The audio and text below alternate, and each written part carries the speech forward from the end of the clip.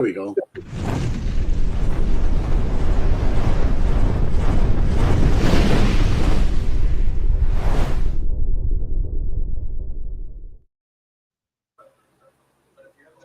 Good evening, and welcome back to the Muddy Creek Podcast. So tonight we have Kenneth Medsker back on. We had Kenneth on a few weeks ago, and we really didn't cover a lot because we're at just got lost in the conversation with chat. Kenneth, you've got first of all introduce yourself, what you do, where you're from, what you got going on. Okay, name's Kenneth Medsker. I'm the founder of the Montana, Idaho Bigfoot Research Group. I just finished writing my first book of 3, which is being published now. It'll be available on Amazon, and Kindle, and some others. 17 book sites. It will be available. That's a big achievement. Yeah, I guess so. Not bad for a high school dropout who hated English. Well, okay, what's the title of your book? And it's literally about to come out, right? Yes. But the title is A Personal Quest for Understanding Bigfoot. It's my years of dealing with Bigfoot since I was a kid. We're looking at about 13 years old. Now, this book is different than other Bigfoot books. I covered areas that most will not cover, which I felt was really important to build a baseline for the next book. It'll be the same title, but it'll be book 2. And it starts out with my introduction, my early years, what I was coming across, things you and I talked about before, going in the military, and where I did behave myself to a point. And then it goes on to one of the personal encounters with Bigfoot, the Native American history and culture about Bigfoot.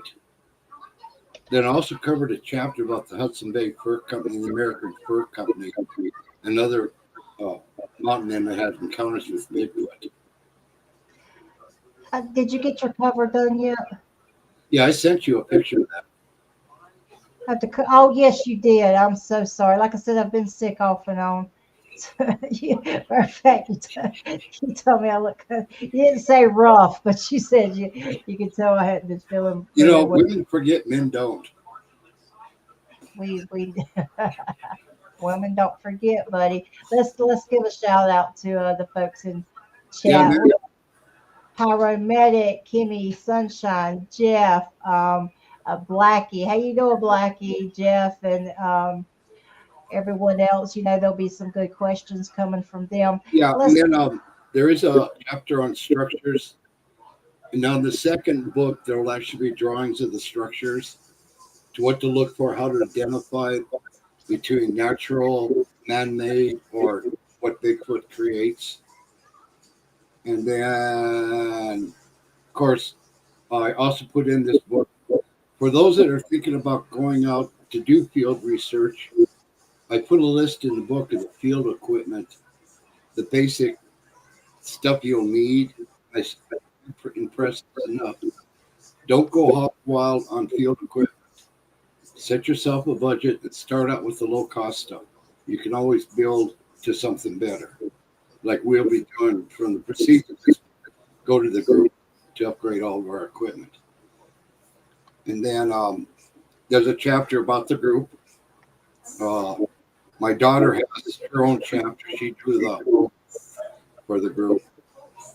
And then I covered the environment, as I feel that's a big factor with any species, including Bigfoot, is the environment and what takes place there.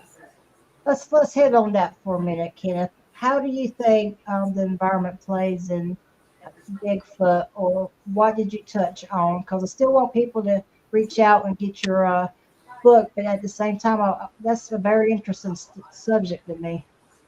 Well, I've come to notice in the years, like the wind. You have the normal wind, And you ever seen dust devils in a field? That is basically a vortex. And then they have a thing called a microburst. That is the most dangerous wind you could experience. It will kill you. It is known um, to flatten trees. I did a seminar in Dallas Fort Worth with Holiday Inns. On the way coming back, a microburst hit an airplane, drove it the runway, and killed everybody out there. This is how dangerous this is. Then we're looking at avalanches, tornadoes, floods. I also feel the environment does impact Bigfoot. It may cause him to move more if he senses something's not wrong with it. Like an earthquake, animals can sense You earthquakes. just hit that kitty, Kenneth. I mean, Dracula, my vampire. Huh? That was Dracula, my black vampire. She looks like that cat, Owl Kitty. But I agree with the tornadoes and even having really cold winters that gets into negatives. The environment's a big factor in them. It is. It isn't. It infects humans, and you can't discern about the environment and the impact it's having on all species. And that's something I've noticed nobody really wants to talk about. Now it's controversial, and that, which is understandable. But if you spend enough time out there and really pay attention, you may see change like into the weather. There's warnings. You watch the animals and everything. They're letting you know something's coming. And it's up to you to pick that up. So you've been doing this for almost 50 years? Yeah. You've seen, especially being in Montana, you've seen some natural disasters. How has it affected your area and your research? Just a second. Let me turn down the TV. Oh, it's all good. I have keep my TV on for the cats too. The environmental impact is like logging, forest fires, areas that Bigfoot had been logged out, so they've moved. When they did the power lines through Montana, the clear cut path for the big towers, put them on roads. All this affects all the species in that area, just not Bigfoot. Do you find when a natural disaster comes through? I know our areas were prone to floods. Do you find that when they're wiped out of the area or they have to leave because their resources are gone, do you find eventually they return, or does your research basically need to start with you have to go out and find a new clan and, I think, let's say a flood. Bigfoot will move out of an area that's flooding to safety, especially if it has young. Forest fires is another one. They'll move out for safety, especially if it's a family group. They may return. I don't think people realize just how fast after a forest fire the land is reclaimed. I witnessed that up when I was placer mining on the Little Marion. We had a fire start. We're looking up the channel on the left side of the claim. It jumped the mountain to the next ridge, and it burned all there. The Forest Service come in. We had a deep pool of water. We were running our dredging, so they had water available for water pump. And within 3 weeks, you could see all the new growth coming in on that burned area. Well, that's why they do the controlled burns. I know in our state parks here, especially you'll see a lot of controlled burns. How long do you think it takes them to return to the area? Or in your case, do they return to the area, or do you have to go deeper into the mountains to find them? Because you're right in the middle of the Rockies. Yeah, God's country. Absolutely. I think it depends on the food source. I don't think Bigfoot will deplete the food source. that he does leave some behind. The Native Americans was the same way. They never depleted the food supply in one area. They only took so much before they moved on. I think Bigfoot does the same thing. So, why did you decide to hit on that in your book? Is it something you want other researchers to kind of embrace what you've Yes, experienced? Or I feel it's an important part of research. It's an often I feel is overlooked, and it's something that has to be taken into account when in the field doing research. You may have had a landslide years ago into a stream that's formed a small pond. Now that means fish, frogs, all food for Bigfoot. The pond itself provides water substance for deer, elk, moose, and you get the watercress, cattails growing. That's all a food source. Now, the destructive ones are the avalanches, the microbursts, the tornadoes, of course, hurricanes on the East Coast and West Coast. so, put your title of your book out there again, and when it's going to be available for the new people that join. It is actually available now. I will post in the group site. The one link is a digital download. You can actually download it. It should be on Amazon and Amazon Kindle or there. That is not the That's my cover. daughter's drawing for the group. That's pretty cool, though. She's got talent right there. My youngest daughter, Kim's a very talented artist. Well, look, so your next chapter, you said you went to the Hudson Bay fur industry. Is that what you were telling me Yeah, about? I did the Hudson Bay Fur Company. Now, this is what online research is about. Now, in the back of the book is where I got all my information. I had to dig into the archives in Paris, France, because they were actually founded by the French. It has a history of their encounters, things back then there wasn't known about Bigfoot. And I do say in there how arrogant white people are. The Native Americans they come in contact with have warned them not to go into certain areas. But about the arrogance of whites, they went in there anyway. Well, they suffered the consequences. Say a party of 50 would go to an area and they would come out. They sent a bigger party in. The bodies were mangled, necks broken, rifles turned upside down, driven into the ground.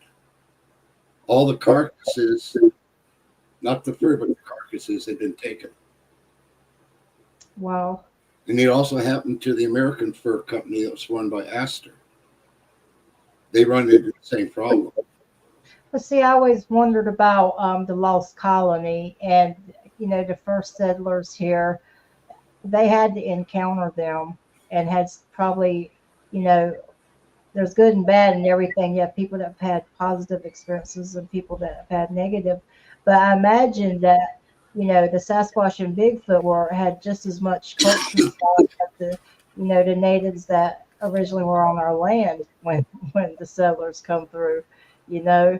So I can only imagine put myself in either Sasquatch's shoes or feet, or hey Brian, I and natives. I mean, I imagine because they're experiencing things they've never experienced, and we also brought disease over here.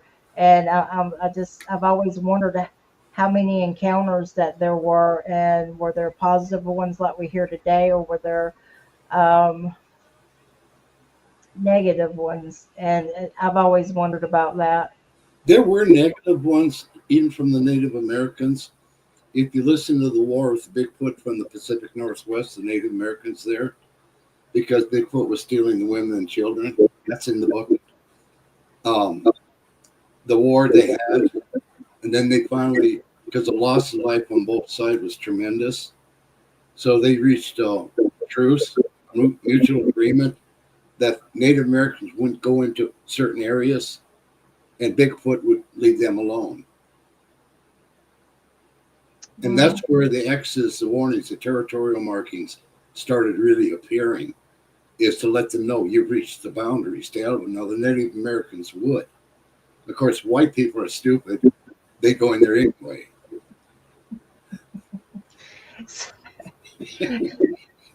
Well, I appreciate your honesty, sir. So imagine having boundaries between, Sasquatch and the natives, and then the new settlers come in, and there's just chaos everywhere.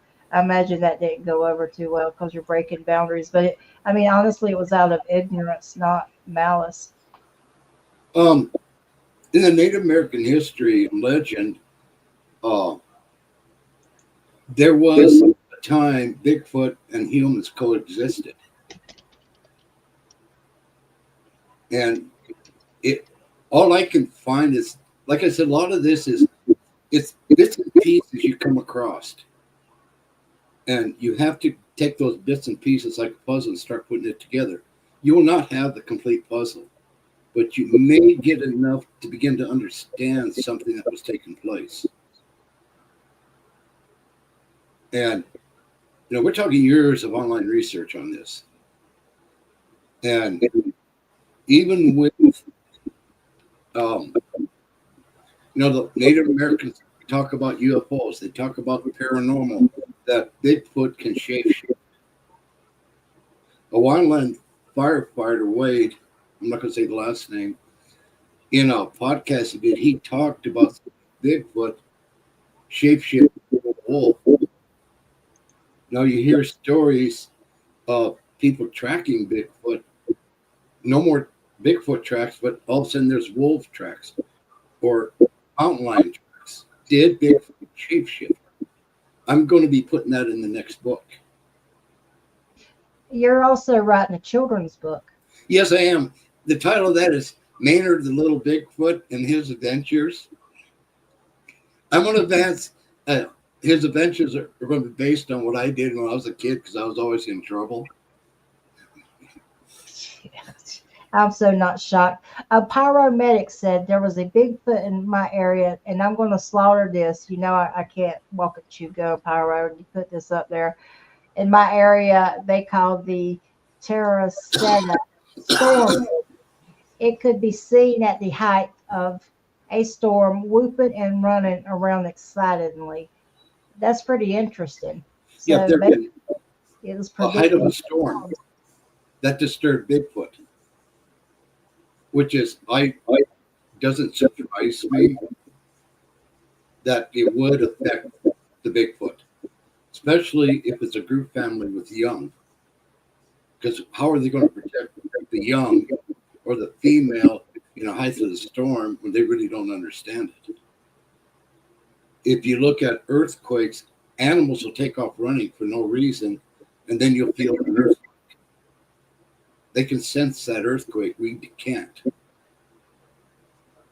So your assessment of what they are, go into that. I've done all my research and everything. I'm more convinced we're dealing with evolving primate. It's an unknown species. It's highly intelligent.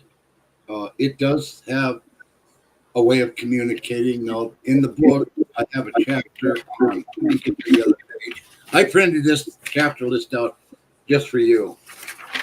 I have behavioral aspects of Bigfoot where I cover some of this in it.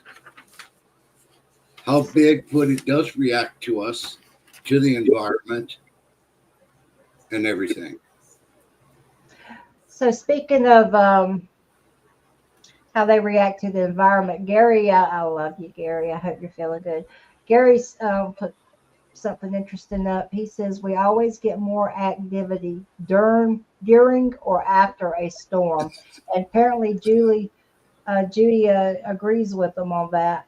Do you have Any opinions on that one? I agree with him. It's like seeing any species out there. You ever seen how they act during a storm? Not necessarily before, but during the storm and after the storm. They're disconnected from the environment. Places may have changed. Trees may have been fallen over. Streets may have riven, uh, gotten high to flood stage. Plants they use for food are laying on the ground. So you have a chapter on the environment, the Hudson fur trade. Trade. How many chapters did you have? Because I want to at least hit on every one of them. Please tell me you don't have 100. I love you, I buddy. didn't know when I was writing this book. Just I just started writing in the chapters and everything. Okay, the environment and the paranormal activity in UFOs. Now, in that chapter, I tell my paranormal activity on the island of Kauai, how I was accepted on that island, and when I was told I would be leaving, I would never live there again. Wow. And that was by a ghost. No, I'll go into it. No, when I first got to Kauai, I helped a woman move there, and I figured I'd stay the summer and work construction. And she had met a Hawaiian medicine man, a tribal healer, and she took me to she introduced me to him. He looked at me and says, "Come with me." There was a flat rock. Now, you're talking about 92 degrees out, no wind. He told her she's not to follow, she's to stay by the house. There was a flat rock there. He told me how to lean against the rock, how to put my hands. He blew a conch shell. That wind that hit me was ice cold. There was no leaves stirring, no grass. It was just on me. And he asked what I felt, and I told him, he says, "You've been accepted by the island." Yeah. I never had problems with Hawaiians. Most of my good friends are Hawaiians. When you say that you feel like they're about to evolve, and I know I'm jumping around everywhere, but everybody that knows me knows I'm a scatterbrain. When you say you think they're evolving, can you go more into what?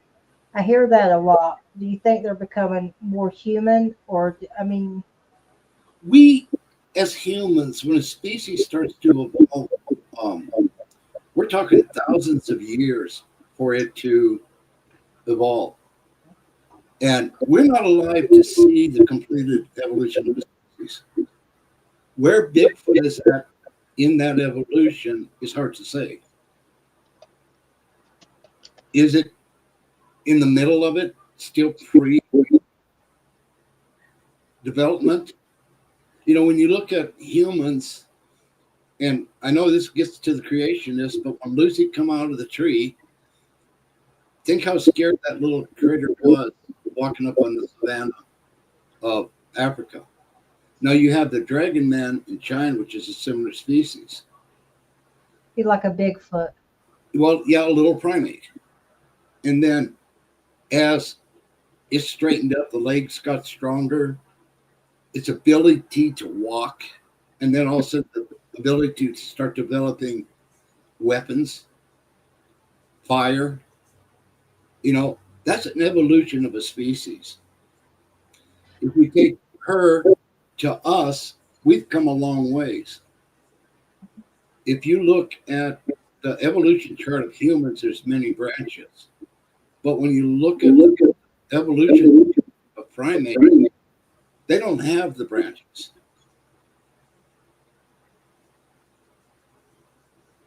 So when you're saying they're evolving, let's talk about the intelligence. They have to be pretty intelligent. And I'm just a lay person. I don't have the answers, but I'm also not ashamed to ask some out of the way questions, which some people may think stupid, but we all know I don't care what people think. Um, But if they had the intelligence that some people say they have, they've watched, people at these primitive camps make fires with sticks or, the rock sticks or whatever.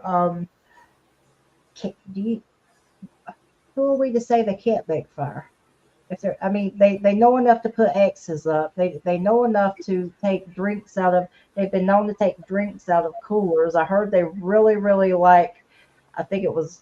I think Dan told me his Red Bulls always got taken, or it was Red Bulls or Mountain Dews, but you still could get whacked on both of them. But um, so who's to say? I mean, who's to say? Some people think they're tribal. Well, if they're tribal, can't they make fire? I, I think Bigfoot is like a lightning strike, and all of a sudden there's a fire. It's like humans realize fire could be for warmth or cooking food. It's possible. I'm not saying they do. I've never observed it. But I've reached a point when you look at some of the structures they built, how did they know to interweave those branches to make a perfect dome? How did they know that spruce, fir, and cedar branches will repel the water and the straight needle pines won't? Well, how did they kill parasites? I've never heard anyone to say, "Hey, I saw a Bigfoot with tapeworms hanging out of its rear." I mean, pig farmers back in the day that they had a problem with tapeworms. I mean, these are questions I have. Well, it's possible they do get tapeworm. Now, if they're eating on a carcass, the liver in that has a tapeworm, there's high probability they will get the tapeworm will transfer over to them. I got it out of bear, and in the process of a big old tapeworm come out of it. And thankfully, we caught it in time. So it's got to be something they're eating in nature that would just reverses that. Yeah. Until we can actually get full evidence, yes, a body, and I hate to say that, to really study it properly without anybody controlling us in the results, we may have a lot of these questions answered. I'm telling you right now, the government already knows what it is. They know what it is. Rusty says, I guess Bigfoots can have worms because most primates do. See, this is why I love him. He knows stuff, man. He's one of those people you keep in your back pocket. And I agree with them. They would have parasites. Humans get parasites. We can take medication for it. You get the little white worm in you by eating raw meat like I love, but you can take medication to kill it. I have no doubt Bigfoot has parasites.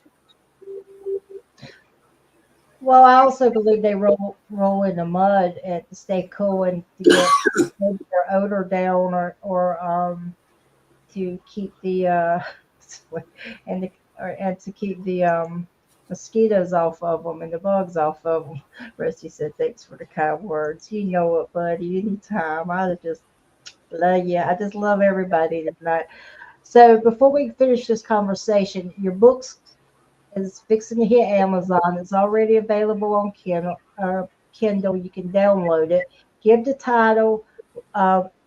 You said it hit Amazon already, or is it about to hit? It's about to. I talked to also coming out pretty soon on TikTok and YouTube is a promotional video of the book. So they'll be able to see it. I saw the script for it. It's kind that's going to make the hair on your arm stand up because it makes reference to me as a young boy and the years that have gone by. It also talks about the trappers and Native Americans in this. And give them the name of your please. Again, we're going to keep putting it out there, and I hope you guys will go on Amazon and support Ken. Ken's worked really hard on this, and honestly, he worked hard on this while getting congested heart failure, and so he's fighting his own battles. You're such a smart ass. I love you. He's Now, fighting the cover of the hardcover It's the artist from the publishing company did that. They sent me 4 covers for the hardcover, and that's one I really liked. So I'll be getting one of the other ones on the next book. Okay, so we got that out there, but you totally dodged my question. Do you think they're capable of making fire? I'm not going to say yes or no. Okay, I'm not evading. There again, I've never witnessed it, and I can't say if they are capable of building fire. People have said they've seen Bigfoot with fire. I'm not going to discount it. We're dealing with an intelligent creature. No, he can put 2 and 2 together to come out to 4, not 5. You know, yes, it's very, very possible. But until I actually witness it, say, yes, it definitely does, I'm keeping an open mind. And that's what everybody has to realize. When you're doing it, you have to have an open mind. Because you're going to see things that don't make sense. So, what do you think? You haven't only investigated in Montana, you've been to several states. But in the course of your investigation, how have you found that they treat their young or their family habitats?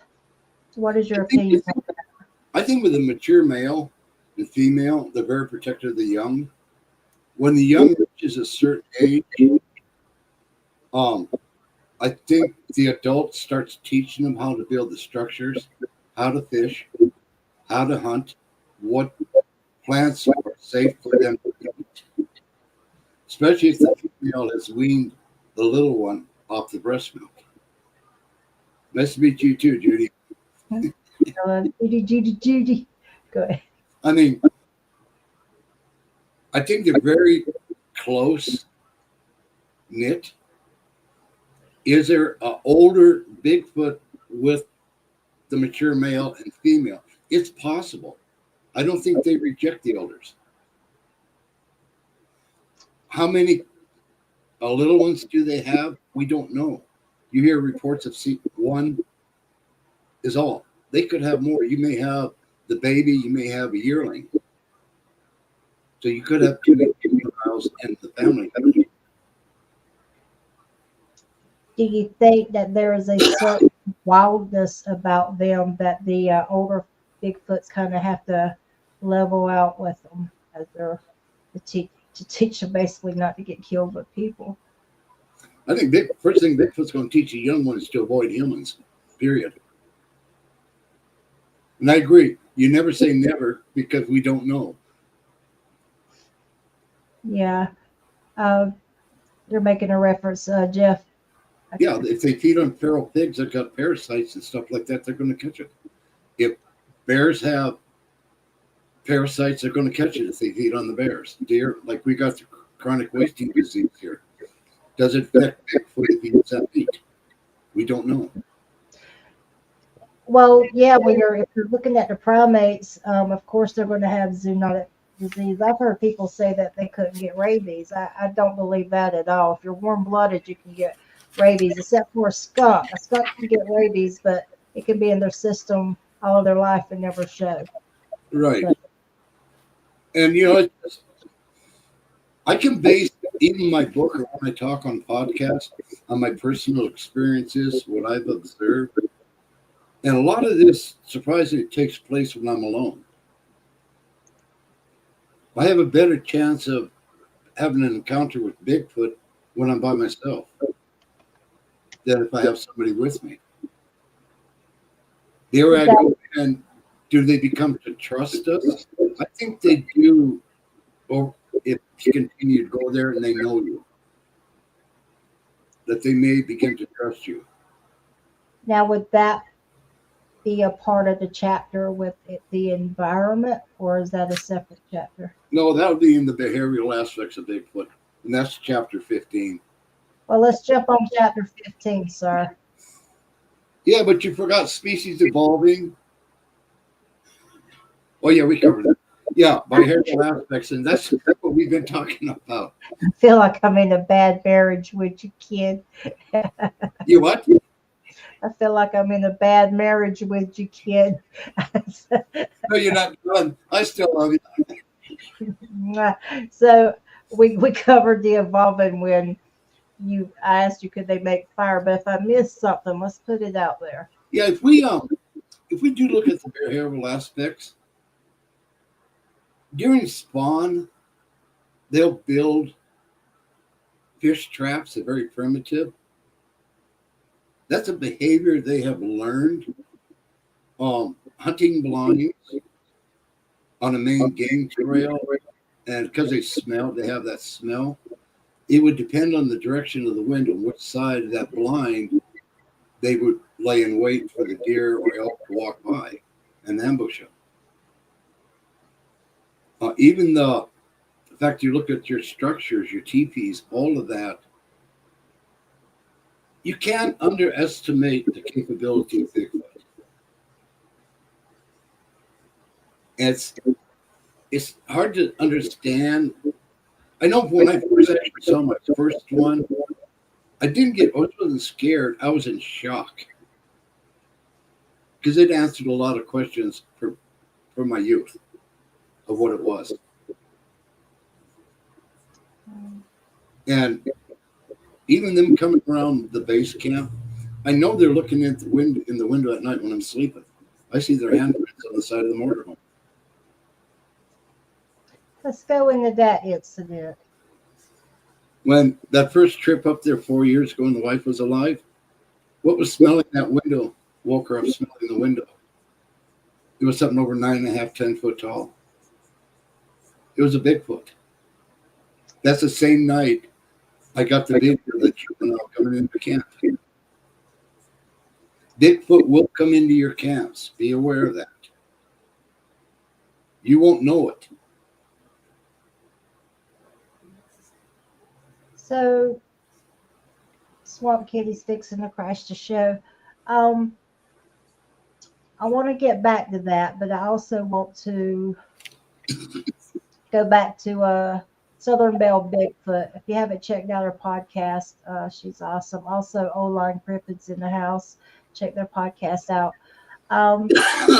So when she had her sighting, she said there was two, that one of them looked really sick and looked like their hair was thinning. Do you think that could be from parasites?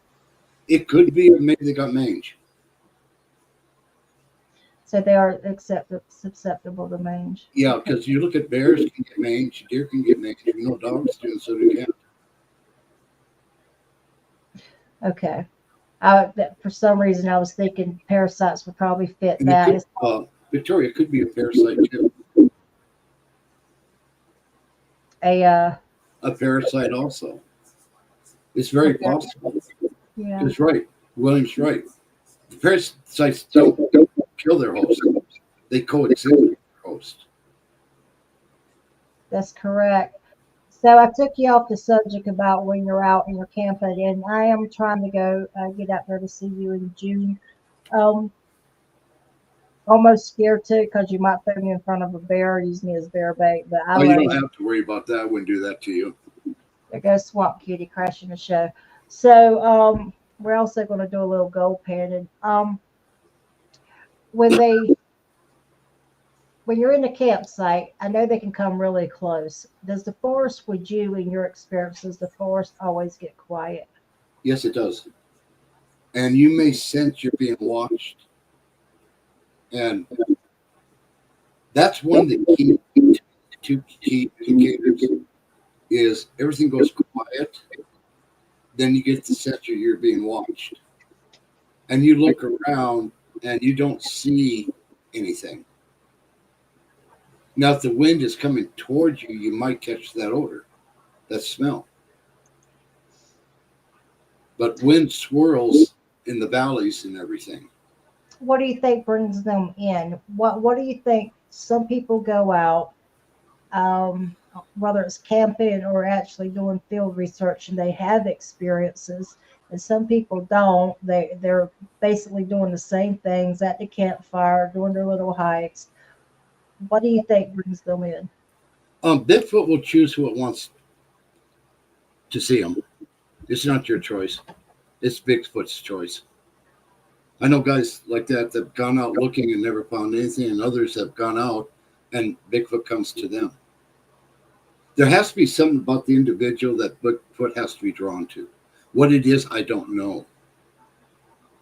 Sean says, I know that silence all too well. It is very, very overwhelming and nail biting. Sean, I experienced that once with my friend Richard, and we were in the middle of the swamp. And when I say it was dense swamp, like and then it got totally silent. Yeah, I mean, it was just totally silent, and that was, when you're running your mouth, you don't realize everything that gets silenced, around you. Then you start japping your jaws, and because me and Richard's always arguing, or we're like brother and sister, and you get quiet, and we're like, whoa, wait, and swamp's totally silence, and it is a very, very unsettling feeling. It is. It is. How'd you like to be sitting by the fire, cracking jokes with your friends? You're laughing, and all of a sudden, out of the woods comes a deep, throaty laugh. What do you think they mimic certain animals? Owls seem to be your favorite, but also they seem to be. I mean, you can hear the coyotes going off, and then there's this really deep, deep coyote that just goes off and it's like a gurgle. Or you think they mimic? Do you think it's communication, or do you think they communicate with the animals, with each other, or? It could be a communication between species. Bigfoot is known, like I said, the favorite owl is a screech owl. And it's a distinct sound. Like here in Montana, we don't have screech owls. But yet you hear the screech owl. The coyote, it is possible. I've never seen it. I've talked to people that there are times coyotes will actually run with the Bigfoot. And that could be calling, like we have our dogs, to do a hunt, maybe drive the game to them. You can never say never. I agree to that because there's so much unknown about Bigfoot. Okay, so your next chapter that you would like to hit on? Well, chapter 15 is my own perspective and theory about Bigfoot, and that's probably the longest chapter. Here is a interesting one before we get into that chapter. Rusty says, I did not experience the silence when I had a sighting. And his sighting is actually on my podcast. He was on a boat and he could hear the bugs, frogs, everything. Every experience is different. Well, that's true. No two people are going to have the same experience when it comes to Bigfoot. Why Bigfoot throws certain people into the water and that, but they don't do it to others. That's all the unanswered stuff we're trying to figure out, and it's hard when it's abound. So let's go back into your chapter 15, and I'm hoping that the chat will start asking you questions about your perspective because you have a lot to offer. You have over 50 years. Let's hit on your chapter 15. And I also want to say hello, Bigfoot 911, and hello, Debbie. Bigfoot 911 just started a podcast. Y'all go check it out. It's Wendell, hello, everyone. Our little gold prospector. My own perspective and theory about Bigfoot is I put together from when I started going into the mountains at age 13 and started getting a glimpse of something moving off, walking upright between dark brown and black. Sometimes it would look back at me. The feeling of being watched, the feeling of being followed, things being taken from the camp and placed elsewhere. This is all I built my perspective and theory about Bigfoot on this, as I feel it's a critical role. I'm not an expert when it comes to Bigfoot. It's just years I've been around it and what I've learned. And I'm still learning. Every time I go out doing field research, I'm learning. You don't learn overnight. Maybe in time I'll have more answers to the questions I have. So, I'm sorry, I'm trying to keep up with chat too.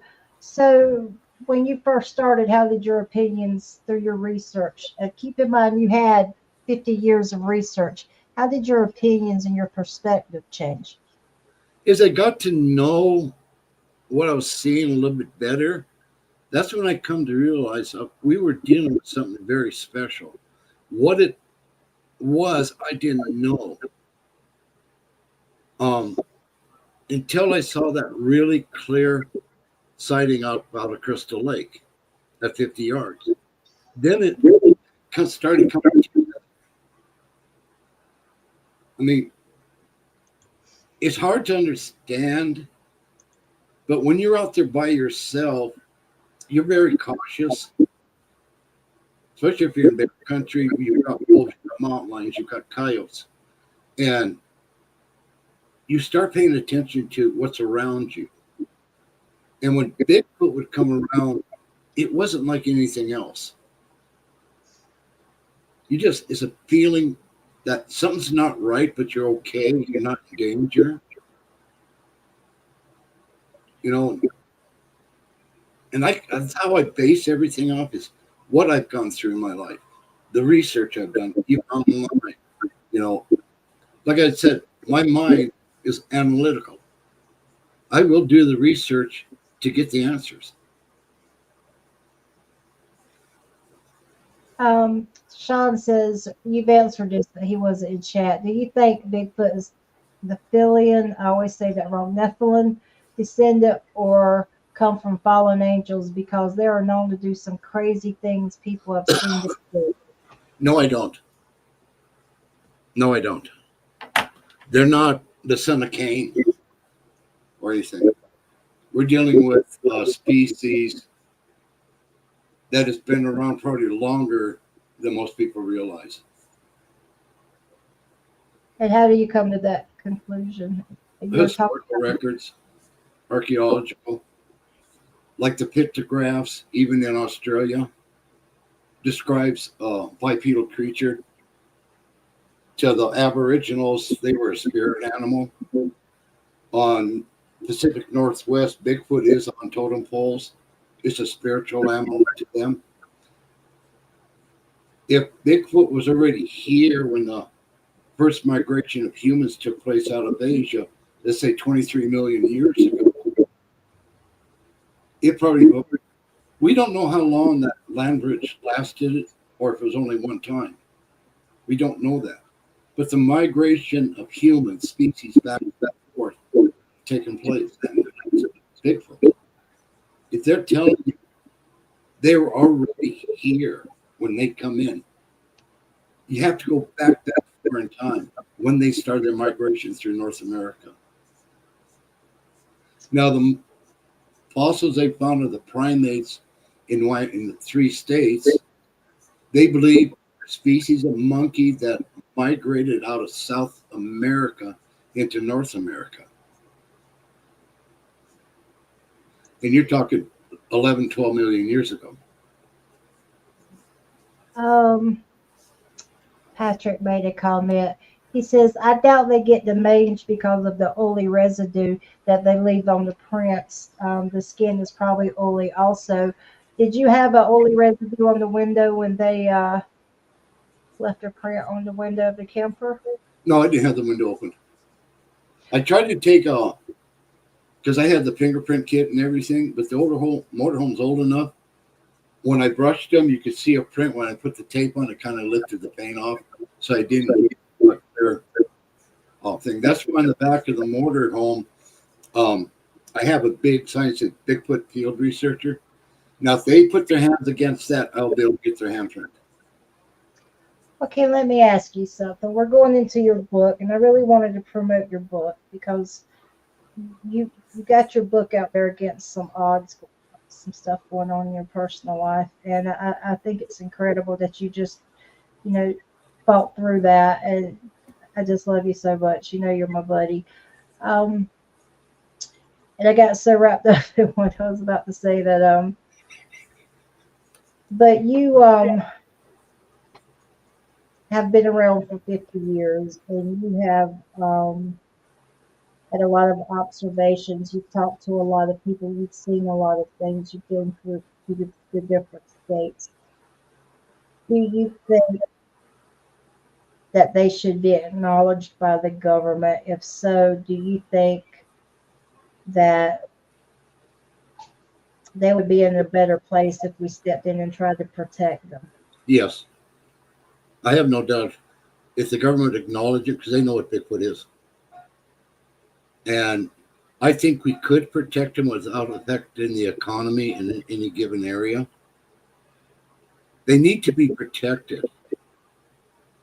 You know, we are known as humans to destroy, not protect. We are also known to destroy everything we swear to protect. Right. But like I've said before, how big a territory Bigfoot has is unknown. Yes, Expedition Bigfoot did that tracker on the one that got, and they were able to follow it to a certain point. But there again, you're talking high-end field research equipment where most people cannot afford this stuff. I like that. You're right, Sean. Yeah, Sean said it's great thing about this topic. It's all theory based. There are no experts, and we can agree to disagree and still learn from each other, not be hostile. 9 times out of 10, unless we get one of those in the chat, uh, we're like family here. And, you know, welcome to the family. I think this is the first time I've seen you in, but we have some pretty good discussions. And literally, most people in the group all have different opinions on it. And Sean also said he believes it's because of the money. Do you? Hey, you fat Mal Mal! My God, put that cat on a diet. Jeez, That's one of my cats. good God, what do you feed it? Small children. Debbie wants to know why are they hiding them? Why do you think they've not acknowledged them? I Debbie, mean, how what? long did they deny the existence of UFOs and aliens? They You think know, American people are stupid and not ready for the truth. Patrick says they don't have to hide something that they don't exist, right? Rusty says, "Hello, Kitty. You have a bunch of crazy cat men and women here. So, do you know how people are? Sometimes I had to see. That's my thing. If I was speaking with Cogniz still or not, and he was talking about putting them in an area, and you know, it's just showing his views, and I'm going to respect that. If we put them in the area, first of all, how are we going to get there? Put them there, and also people are pretty cruel. People, you know, it wouldn't take long for someone to want decide they want to go have an experience and just shoot one. And I don't know. I have mixed feelings. I respect someone that wants to have them protect, but I think I would settle personally just to have them acknowledged. I think that's a big thing. You know, some states like Oklahoma have offered $1 million bounty on a dead Bigfoot. So now you got a bunch of idiots running around the woods with weapons. John said government does not have to fund research on something that doesn't exist. Correct. So let's go back into your chapter 15, sir. Your theories and your thoughts. I'm going to give you full screen for a minute. Just if questions come up, I'll put them up there. Okay. So let's go on your theories and your thoughts. Okay. God, I wish I had my book here now to go through it. To could go through that chapter. What I based that one on, chapter 16 on, was my own personal perspective of Bigfoot. What I've encountered out hunting, fishing, camping, doing field research, in different locations in Montana and Idaho. I thought there was, Gary. And that's where my own perspective is coming into, is how they've reacted around me. And I've never been threatened till the last trip last year. And I'm sure it was who I had in the camp with me and them dogs.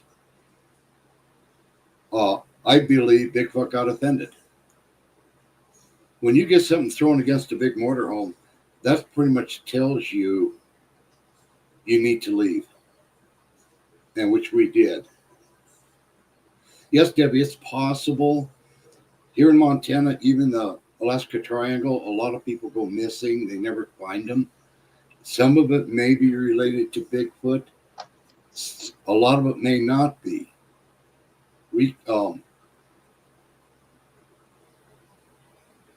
It's the worst area in Montana is the Beartooth Mountains. Of what the amount of people that come up missing there, campers, hikers, fishermen, they just disappear. They never find them. Rarely do they even find bones. Human bones. He's a carnivore. He eats meat. Are we to Bigfoot? We're just a piece of meat. If he's already fed on humans like the Bengal tigers, he's going to feed on humans.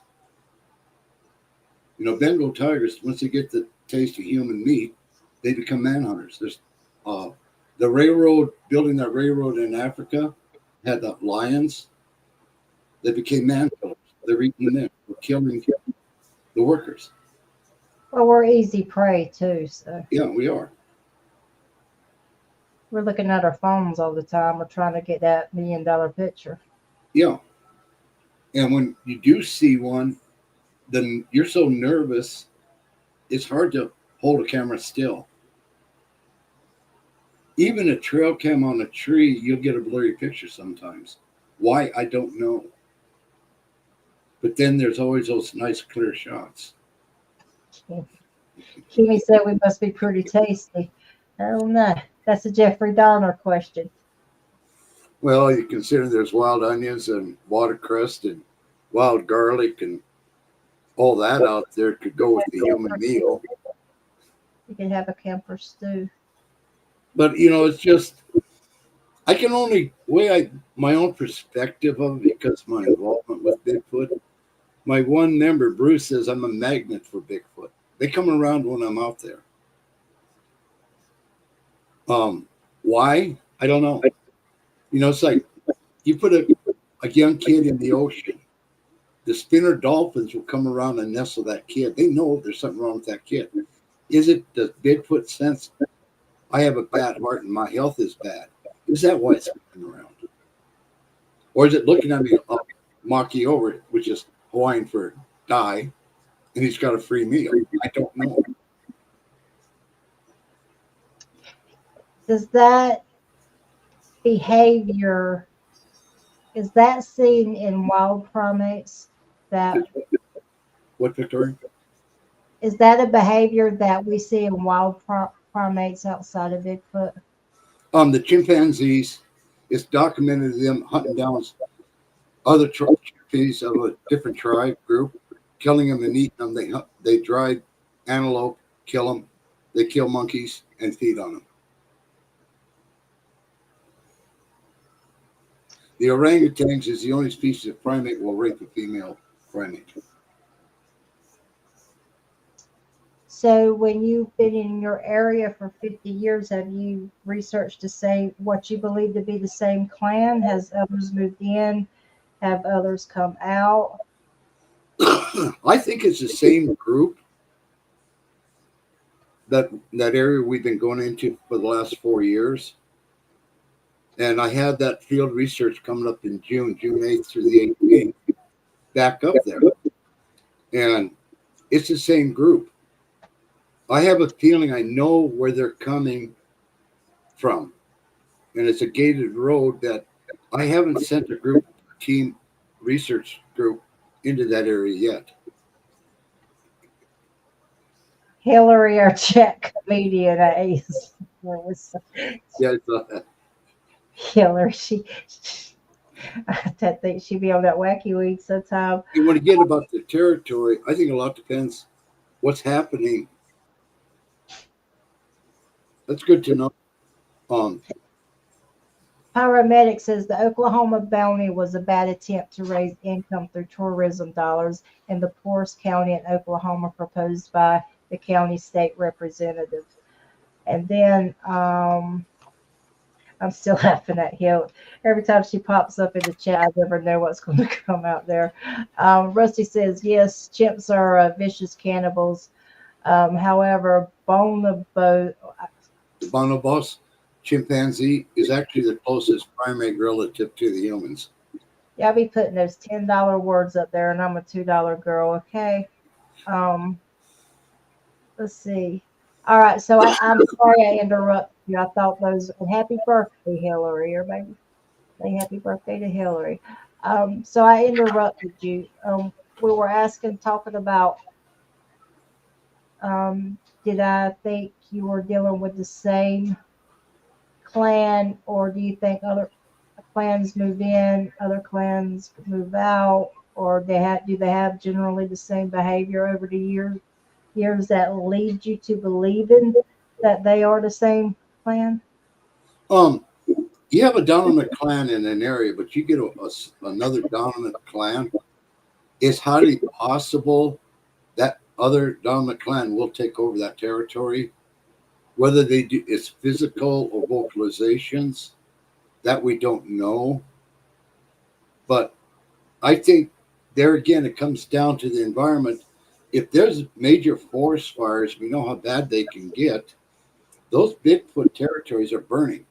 They are going to migrate to other areas, safe areas. Now they become more involved with another group. And that's what happened over in St. Mary's, Idaho, which I'm pretty convinced about, was a group moving through the area, come into that one clan's territory. Can you give some information on that for those that don't know? I got a call from my stepson that lived in St. Mary's. And you could tell Go ahead. That's Hillary being Hillary. Just go ahead. you could tell something was bothering him, both him and his wife. And he finally told me they were hearing this weird vocalization, different ones from different sides of the property. And I said, did you record it? He said, yeah. But the problem they were too afraid to go outside with their phones to record it. They did it in the house, and you really can't hear anything.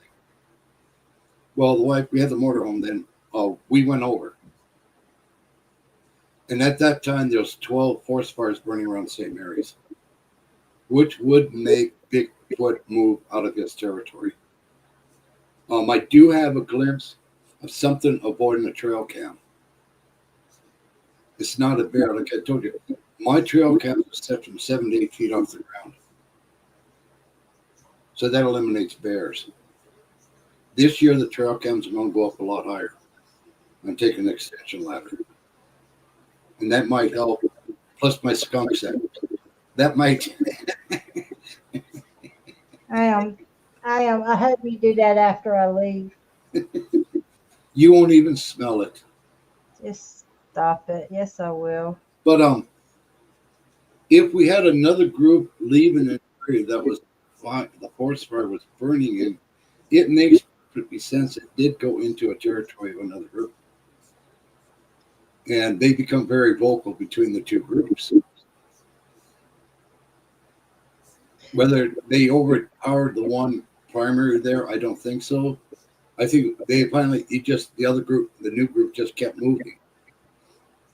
Okay, so that brings up a different question. If you have two clans that come together during a natural disaster, obviously there's always going to be an alpha there, because in everything in life, there's always got some form of leadership.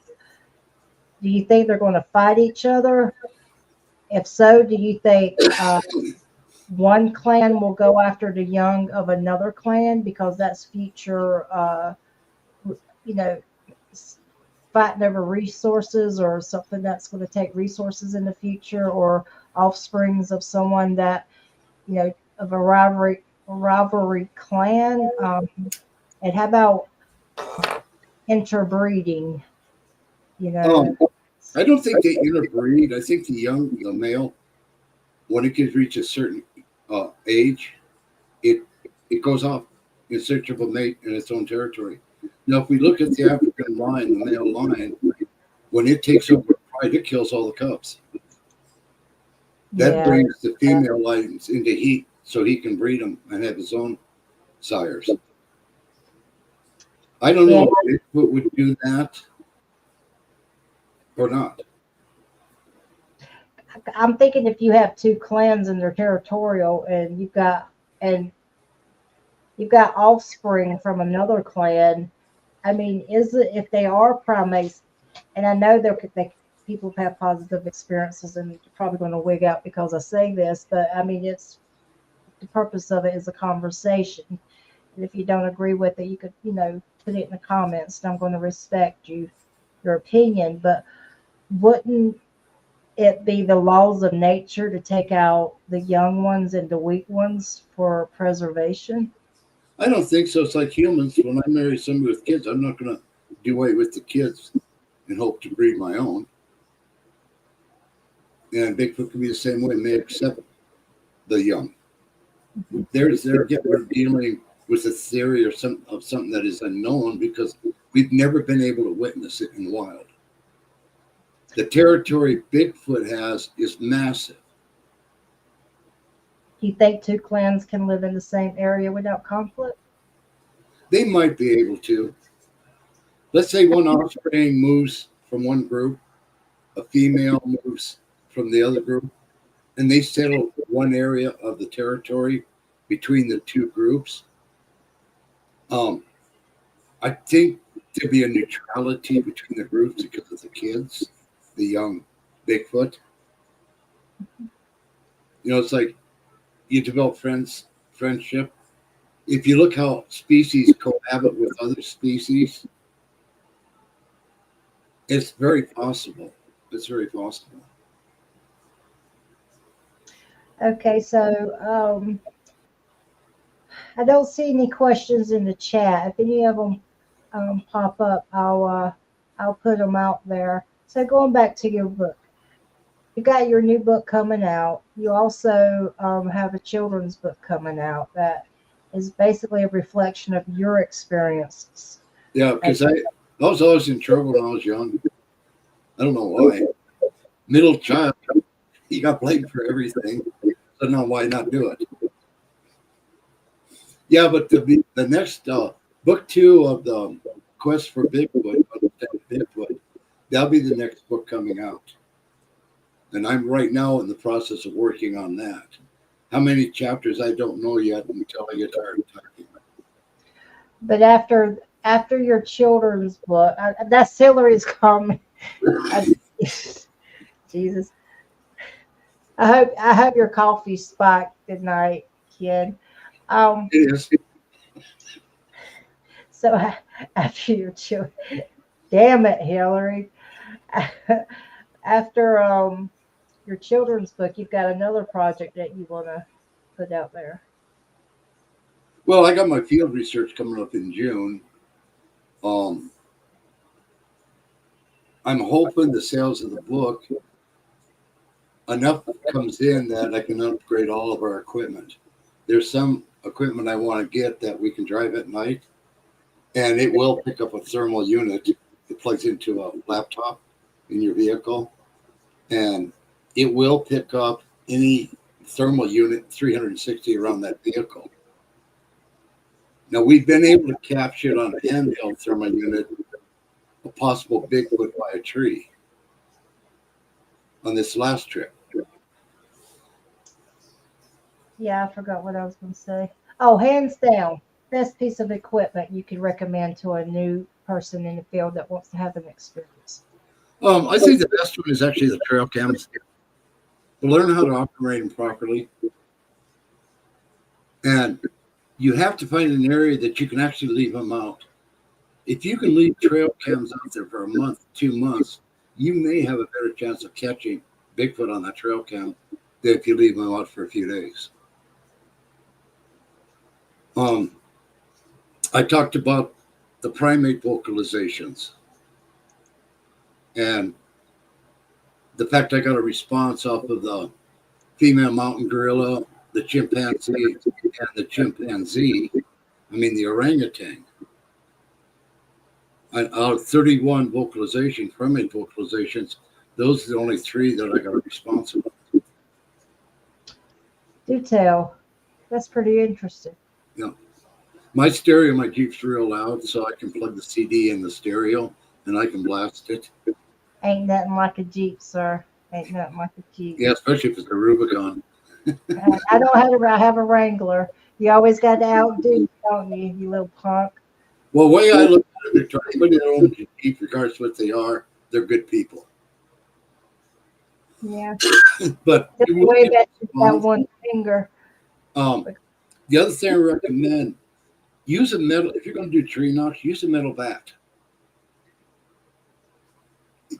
Especially on rocks, because you have a real sharp sound when you hit a metal bat on rocks. That's what I use, and that's where I get tree knocks in response. So, Hillary says Ken is in Montana, right? Yes. What are some of the places you've researched? You guys go ahead and start getting your questions out there if you have any. The Swan Valley, the St. Regis drainage, Lola Creek drainage, Bitter itself, the Beartooth, the Crazy Woman. Excuse me, the Crazies over in eastern Montana.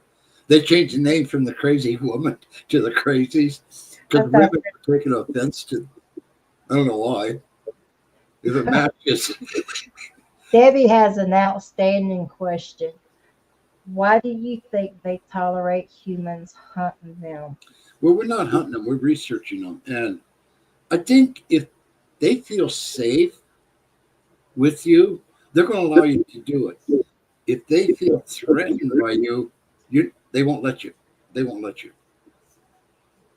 I've been fortunate for 4 years to have activity every time I go into the Swan. This is actually a serious question from Hillary. I think she might be getting tired. Do you have activity at your home? I'm sorry if you've addressed this. I'm late.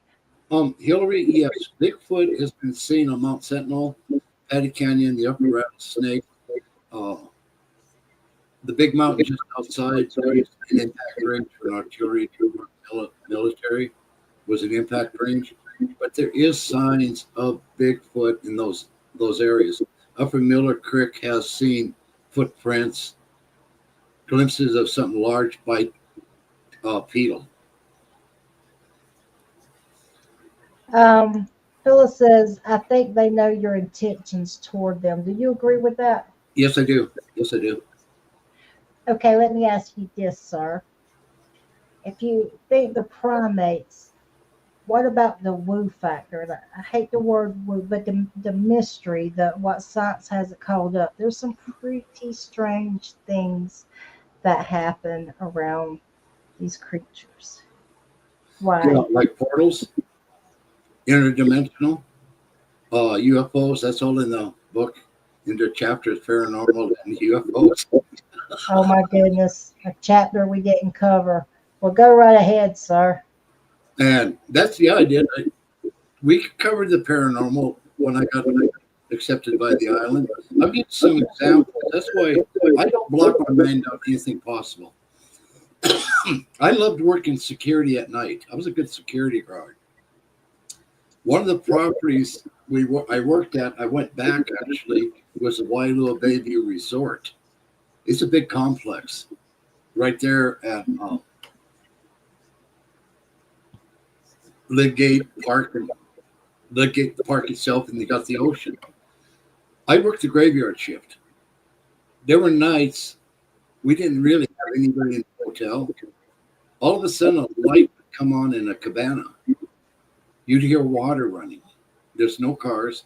So I would contact the front desk. If somebody was in there, he went, no, I'm coming to get the key. And they go in and turn off the water, turn off the light. I no more get outside, the light comes back on in the water, starts running, the toilet flushes. Not me.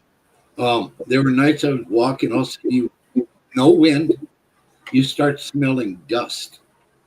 The big steel light poles would start to sway like there was a heavy wind. They called it the Warrior's March. Wow. You'd hear a woman scream for help out of the park. It's a wide open area, and I had a powerful flashlight. There was no woman there.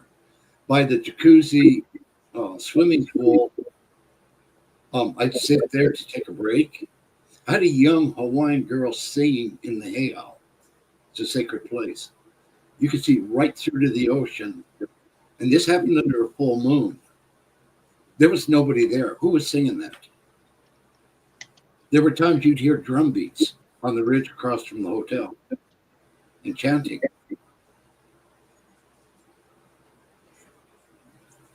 It's something you learn to accept. And then I went to security guard at Kapaa High School grade school, the big complex, and of course graveyard. I love that. You have to check the doors in important rooms like the computer room, the like biology room, stuff like that. There were nights I'd be walking, check doors, something would grab me and jerk me back. There was nobody there.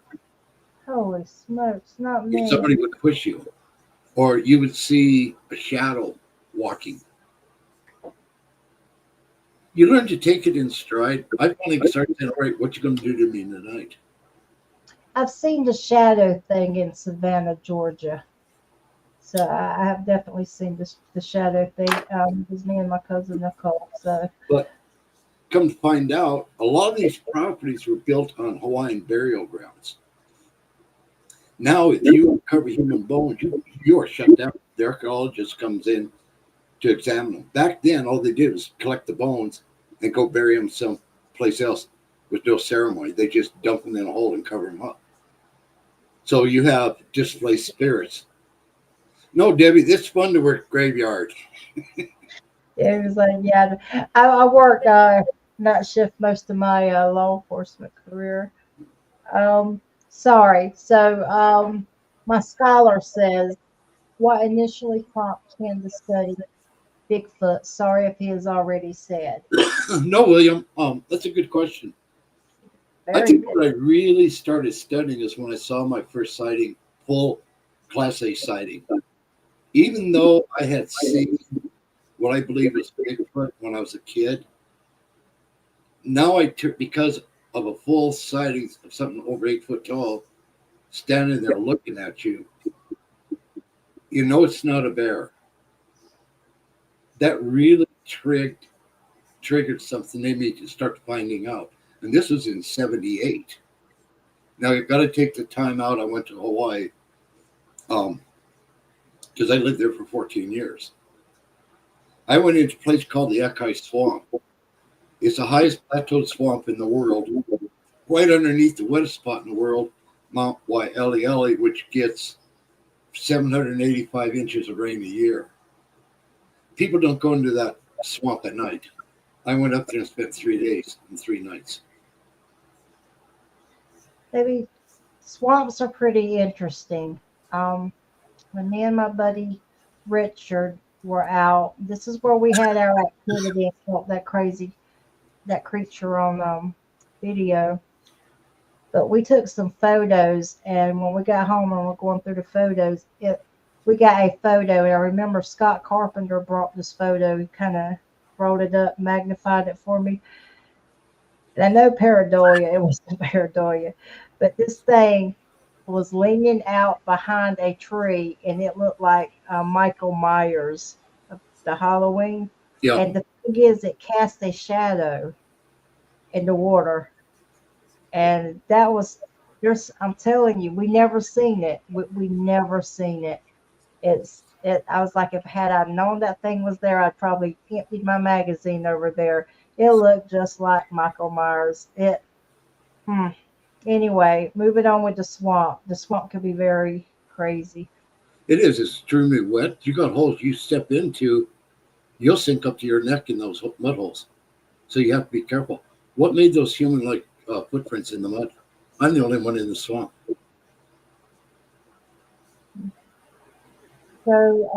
So we've been going on for like an hour and 20 minutes, and we knew we were going to do something tonight, but we thought we were going to do a pre-recorded show. I did want to ask the members in chat. Normally we come on Saturdays. You- but we have a lot of shows out there that we always try to support. I can debating on starting to do one on a Thursday versus a Saturday. You guys tell me what you think, if that would work out better for you guys.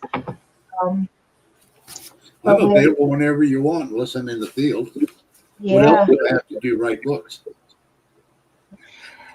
we were knew we were going to do a show, but we thought it would be pre-recorded, but we decided to jump on live because I really wanted people to, you know, be able to ask you about your book or your experience, because I think when people connect with you more, that they're more likely to go and check out your work that you put your time in. Think about the book. I almost gave up on it a couple of times. I felt I couldn't do it. That was too much for me. Then my daughter said, "No, you've got something good." They actually got to read parts of the book as I was doing it and hear it. So their motivation from them is why I continue to do it. Yeah, I was ready to walk away from doing this book. Hey, I'll be honest. I'm a high school dropout. I hated English with passion. And now I wrote a book. That's awesome. You've wrote a book. You've been served our country in Vietnam. You've been all over the world, and you've Yep. experienced a Bigfoot. You've had a good life, Oh, kid. the fourth book is going to be the inspirational book I'll be writing. How I've overcome things in my life, the sexual abuse as a child, the bullying, and all that will be in that inspirational book. That's the fourth book.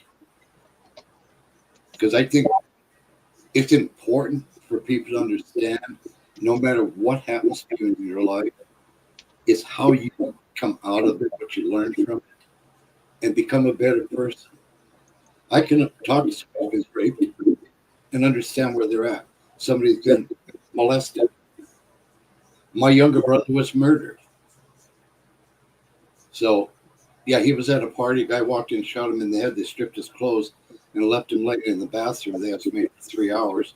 Then took the body out. There was a heavy snowstorm. They took the body up and dumped it over Lola Pass.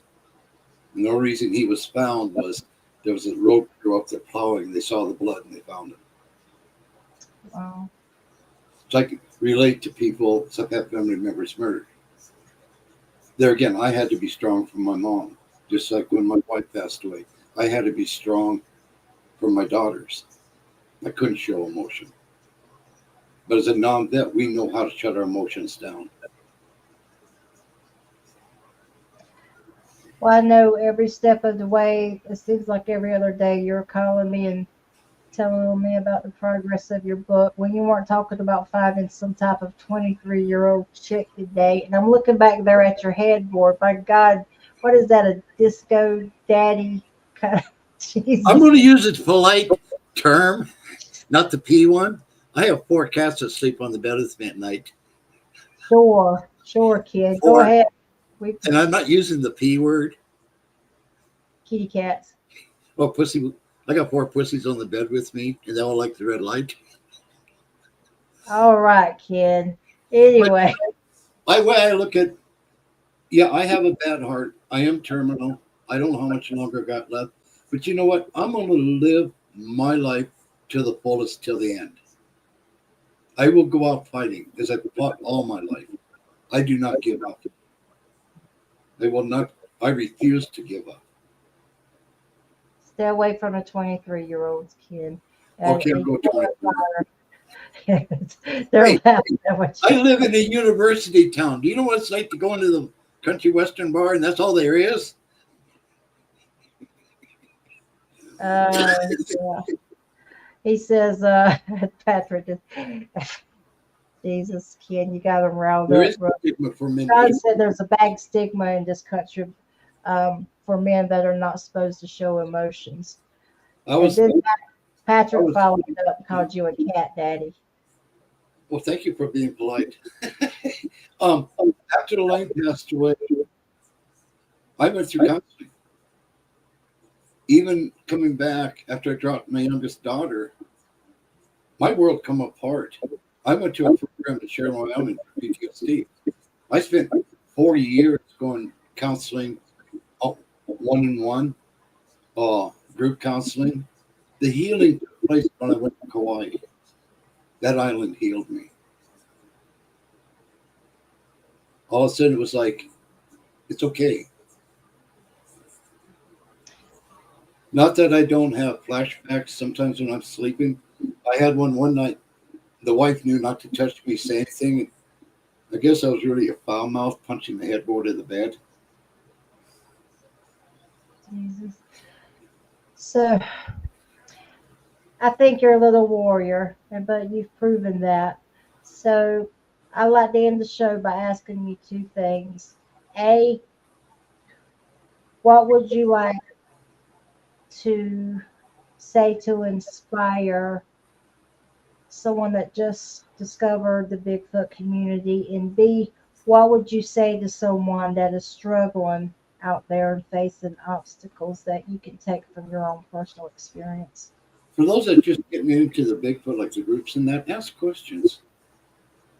Look more towards the private groups, like the Montana Idaho Bigfoot Research Group. We have no rule is respect. You can talk about other things in Bigfoot, and we'll respond. But a lot of times that's how people start talking. They talk about other things, and they get into about their Bigfoot experiences. We made them feel comfortable, but never be afraid to ask any kind of question, no matter how stupid you think it is, because it may not be a stupid question. So, what would you give someone that feels like they're wrestling with the world and they're just got the world on their shoulders? That's a real good question. Um, I've been knocked down probably 30 times in my life into the gutter. I'm not blaming anybody because I let it happen. But as they say, I stood up and pulled my boots back on. I said, I'll be okay. I'll get through this. And being a positive attitude. Right now, we're in such a turmoil in this country um, that people are getting depressed. Get out there and go hiking.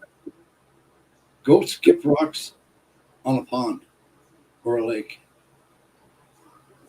Don't be afraid to talk to somebody because that's what these people are there for. Because they're not going to look down on you for reaching out for help. I found that out. The night the SWAT team was called on me in the bunker, my vet counselor, Richard, showed up and he warned them not to go in because I would start opening fire just to let me come out of it. And that's who my primary counselor was with the vet center. And it's easy to blame everybody, but look at your life. If you live, that's right, Sean, you come back 100 times better. You look at your life, remember this, you are the one that can make something of your life. Like I talked about this book. This is one of my biggest challenges to actually sit down and write a book about Bigfoot and other things. Like I said, I wanted to give up, but my daughters encouraged me to continue. Now I am a published author. And that's how you overcome things. But always, if you're really down, you got. Sometimes it's not good to talk to your friends about what's going on with you because they kind of like gossip. Just seek some help. It'll help you. But always remember, your life can get better if you choose for that to happen. You don't have to turn to drugs. You don't have to turn to alcohol. Do you think the Bigfoot community and the friends and family you met along the way have helped you deal with some darkness inside? Yes, I do. Do you know what it's like as a white man to be accepted by Native Americans? You're not looked on as a white man. You're looked on as vulnerable. That's why they gave me the name, the Bigfoot Man. I was accepted by the Native Americans. I was accepted by Hawaiians. But I also took the time to learn about their culture and have an understanding of the Aina, the land, and the respect they have for it. I scuba dived. I was an advanced diver. Yes, I've been 165 down, and I got narked. This is better than smoking a joint. Anyway, and I did tandem skydiving. Wow. I know. That's why I got a hole in the head today. But encouragement to people, if you're feeling down, talk. That's the number one step to healing, is talking about how you're feeling. Do not withdraw into yourself. Reach out. I've had to do it. You're no longer a macho person when you do it. You're asking for help. And don't be afraid to do it. I agree, especially with the suicide rate we have among our military members. Yep. John Speedway said, "Great question, Miss V. I feel Bigfoot has and continues to I can answer help." that. John, Bigfoot is known to help people. The Native Americans talk about them helping. Hillary, can you believe she's a grandma? I think she has a cat called White Trash Kitty. But anyway, You already get the book. You'll love the chapter on Native American culture and history. she says people forget that Native Americans are the OGs and deserve the most respect that we can give them. Yeah. Hillary, I actually have a gentleman coming on from the Four Corners. He will be coming on. Actually, I was just got a text from him. He will be coming on the 22nd, the 22nd of March. I think you'll enjoy him. He's also agreed to come on for a round table, a Bigfoot round table that I'll probably have Ken on too. That I think you guys enjoy. But I think he's going to go into some Bigfoot encounters and some really weird stuff that goes on in the Four Corner area. Sean says, I've heard Native Americans say some Sasquatch are ancient healers. I was thinking of that when you were talking about your medical issues that Yes, according to learning from the Blackfeet, the Blackfoot, Sioux, Crow, Bigfoot can be a healer. It's a very spiritual animal. And there are people amongst themselves that have been healed by Bigfoot. So, we just can't discount the capability of Bigfoot. I feel so much better when I know Bigfoot's around. A change comes over me. I get into the field hiking, looking for hair samples, more so than I do at home.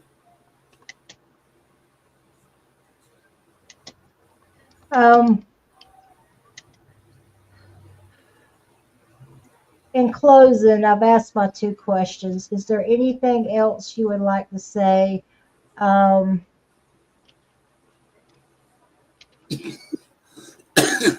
is there anyone you would like to pay tribute to? And I'm sorry I seem off tonight. I'm just That's tired. okay, Richard. For all of you, that are on this quest to understand Bigfoot, this is all for you folks. This is a tribute to you guys. Like the book. That book is a tribute to my family, my group. That book's my legacy to them. It's something I can leave behind for them. But all of you that are into the Bigfooting, ask questions. Join groups that you get good reviews about because they're there. We have a lot of field researchers in our group, and they're willing to talk to you and teach you. Well, thank you, Erica. It's, just don't be afraid to ask questions. Well, Really, thank she's gonna get your book soon. I'm actually gonna as soon as it hits Amazon, let me know because I'm gonna put you. all of that. I'll text you the digital download that you can download too. I'll send you that link because you can get that right now, and the ebook is only $4.99. Okay, great. The paperback is $5.99. The hardcover is $15.99. Great. I am going to update um, the show notes. Now, Bigfoot 911 is looking for a guest. If he reaches out to you, would you be interested in going on the show? Yes, I would. Okay, I'm going to, as soon as I get off, I'm going to make sure he gets your contact. Yeah, Wendell, are you still here? Yeah. Wendell, I'll make sure you get Wendell's I'll contact. talk to anybody about like I said, even when we first started Victoria and the other podcasts I've done. I'm going to talk to my personal experiences. And yes, I have a lot of theories. My theories are based on things that have actually happened. I just need to have the answer to a lot of it. All right. So Bigfoot 911 says, thank you, Miss V. You got it, brother. Just remember, if you go to Bigfoot 911, Woodwalker's online cryptid is also another good one. I'm just make sure they get your information. Yep. So Mark and Rebecca, because I really want your stuff out there. But we gave first dibs to Bigfoot 911. Just remember, all these shows you go on, Miss Vicky is your favorite podcaster, always will be, and that's all I ever need to know, brother. As they say, keep the faith. Jesus, that girl, she's Hey, Hillary, it's called a little wee-knock. oh, Good night. all right. Kenneth, we'll get your book put into description. I'll go update it. I will also Now, the other thing I should say, before the weekend, there's a video promotion coming out on Bigfoot on my book. It'll be on YouTube, TikTok, and a couple other ones, and I'll let everybody know when that takes place. all right. How soon can we get you on Bigfoot 911? We want to get you out there while you're a hot commodity, sir. So Oh, my don't girls you will argue with you on that, but all right. Well, I'll make sure he gets it as soon as I get off. I want to thank everyone for jumping on tonight. Also, if you're in my group, Muddy Creek Podcast, the group on Facebook, if you think I should go on Thursday nights, um, I think I should go on Thursday nights and instead of Saturdays, that would be more convenient because I hate stepping over people. I know there's a lot of people going on Saturday nights and yeah, jumping you're on. cutting into my bar time. Yeah, stop it. And then you try to respect everybody and support everybody if that makes it a little easier. This question Um, here: all encounters are worthy of a show. you're fine, Pyro. You don't. I mean, I just thought you would like to do a roundtable with Don about the native culture and stuff. No, no big deal. Um, I did see you on the podcast. It was really good, and you are far from bored. So anyway, guys, we're going to let you go, and like I said, hit me up on Facebook what you think I should do on Thursdays or Saturdays. And Ken, thank you for your service. I'll make sure I update your book information. Yeah. Can't wait for your next book. You're a friend, and I just absolutely love you, buddy. Look at you. It's become such a pleasure getting to know you. I've even saved those 2 bottles of homemade whiskey if you do come. I'm gonna do my best. I was talking to my husband about it the other night, and he's gonna send some of his gold painting gear up there. He might go with me, so I figured I'd do a little Bigfoot and do a little gold painting. Yeah, well, like I was telling you on the phone, there's a lot of gems too. Don't forget sapphires, emeralds, rubies, crystals. Actually, oh wait. Bigfoot 911. He's a prospector. He does gold prospecting. Well, you love prospecting. Yeah. Now, you don't have a YouTube channel, do you, kid? No, I should because of the group. You have a Facebook group, though. Yeah. Yeah, the Facebook group is the Montana, Idaho Bigfoot Research Group. And on there, if you join the group, answer all the questions. Also, I have clips of other podcasts I did. Also, the audio, the Bigfoot Man that I did. Okay. I have a feeling that they're going to go look you up and check you out. And I hope to see you on Bigfoot 911, kid. Yep. So such a pleasure again, hon. Absolutely. I'll be seeing you around because we all stalk each other in chat. So if they're not on our show or my show, I'm on their show harassing. Well, who knows? I may decide to come to North Carolina. You do that, I'll take you kayaking in the swamp. I always need squash bait, sir. Well, I don't want to see the swamp monster. Well, maybe you'll do better than my buddy Richard. He let me roll up on I left my glasses at home, and he let me paddle up right up on the alligator. So. And you didn't get lost? That was that was payback because I let him wrestle a beaver. Yeah. Drink some whiskey. You'll feel No, better. those that got podcast stations. No, I'd love to come on your podcast and talk. Just be aware, it's basically my experiences, theories, and everything that I've learned through the years. All right. Wendell, just remember, I get a kickback fee for the talent, sir. So I'll give you my cash app. I just picked you out, Ken. Kind of fitting for that headboard back there, buddy. I love you. Take care of that. Love you too, honey. I'll give you a call tomorrow, brother. Yeah, I'll be home. I gotta go wash the Jeep tomorrow.